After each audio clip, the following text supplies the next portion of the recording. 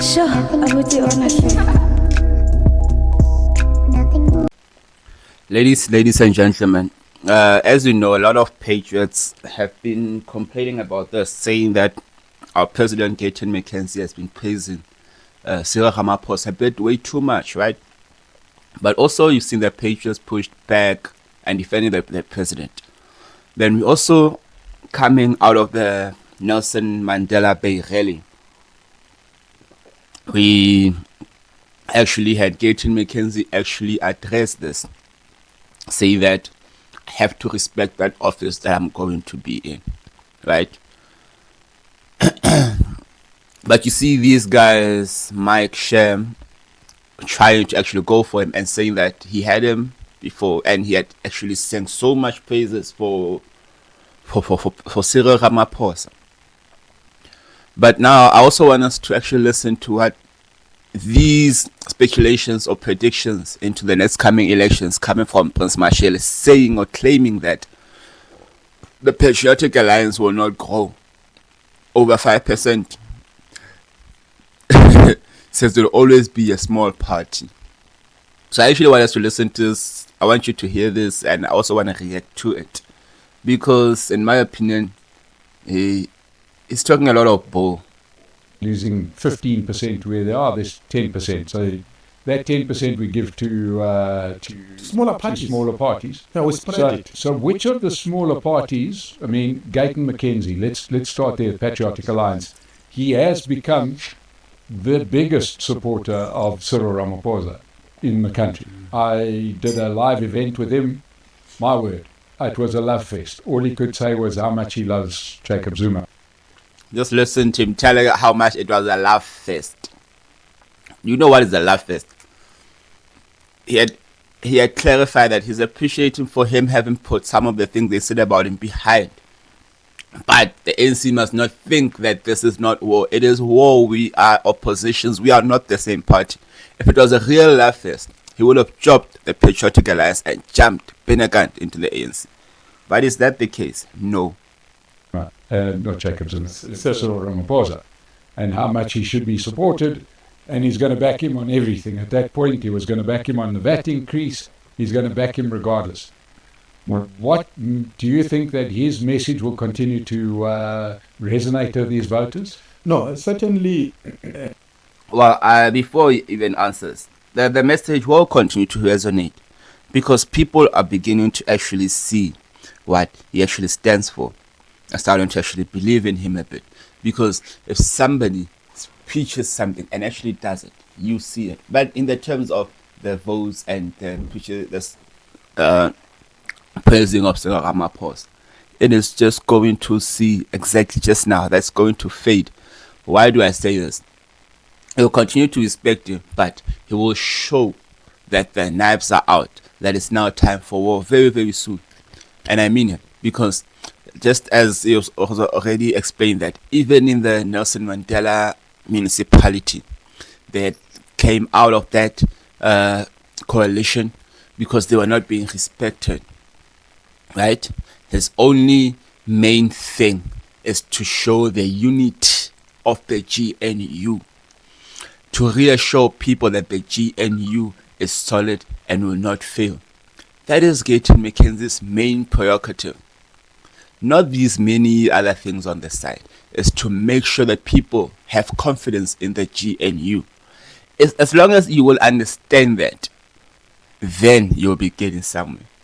Because a lot of the other people are failing at it, but continuously going at each other. And putting the credibility of the sustainability of the GNU in question. Mackenzie's message will resonate with the colored component of our population. Here's the thing about South Africa, and we've got to be very honest about it. Identity politics is a serious business in South Africa. So this idea that, and there are many whites who think that way, that no, it's black people who vote on the basis of... Well, going on to the voting in the context of race. To a certain point, it is true because some people would vote for NCC because it's a colored party. Some people would vote for Dayton McKenzie because he's a colored leader. But even having said that, he has changed his message from where it began, being predominantly and only colored, but now all South African, and saying that all South Africans under one umbrella. All South Africans under one umbrella. Not separating South Africans, but all South Africans under one umbrella. So, guys, this thing has been explained many times, and I thought by now it would have been so clear, because Dayton McKenzie has always said that we started off wrong, but now we are growing this party together for all races. Their skin color, that's nonsense. White people also vote on the basis of their skin color. By the way, I was at an event a few years ago addressing white people, and they were praising Nelson Mandela. You know, Nelson Mandela, if he was alive. And I said, but guys, you didn't vote for Nelson Mandela. I mean, Nelson Mandela is the favorite of white people, but now they did not vote for him. So white people vote for white parties. Colored people have voted for Mackenzie. They will continue to. He will grow, by the way, not dramatically, but he will grow a bit.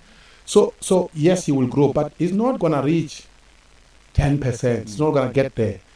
If he goes up, the ceiling is 5%. So their party will always be a small party. But I'm sure they will be happy for as long as they are invited into whatever coalition. They don't mind which coalition. They don't mind which coalition. As long as they are there, they negotiate, they are given 1 or 2 ministers. Dayton McKenzie would be happy. The smaller parties. Listen to this guy. Listen to this guy. He says we'll always be a smaller party, and we'll always be going to whatever coalition as long as we are somewhere there. But this guy is actually disrespecting us because we actually know when to walk away from a table when it is no longer serving us. No party will continue to be somebody's rubber stamp or doormat, only just on the basis of being in the same coalition. So he's got that one totally wrong, and I disagree, because we don't buy that. Yes, the president said that he wants power, hence he stay in the JNU, saying that in this way I'm able to now effect changes in the lives of my people, which is something that was never there before, but now is able to do it. Right? And that's what we encourage him to do. Continue to fight and make sure that you are able to effect changes in the lives of patriots, colors, people who have been mised, that when many things have been happening in many other communities, it was not happening in colored communities. And that is exactly what Dayton McKenzie is standing for. Making sure that the colors are also remembered. Right? And it's not just that he's fighting for everybody, because the time to be looking at liberation parties is over. We now have to put South Africa first. And Patriotic Alliance is the only party that puts South Africa as a whole first, all races under God. And that is one of the things that we continue to fight even till today. But this is some of the things that the people will continue to say in discrediting the Dayton McKenzie and the mission of the Patriotic Alliance. And 2029 will be over 5%, probably in the 10%, or approaching 10%. Patriotic Alliance will not remain a small party. And he doesn't know what Horontu is. Salute leaders. Nothing. Sure, I would do honestly.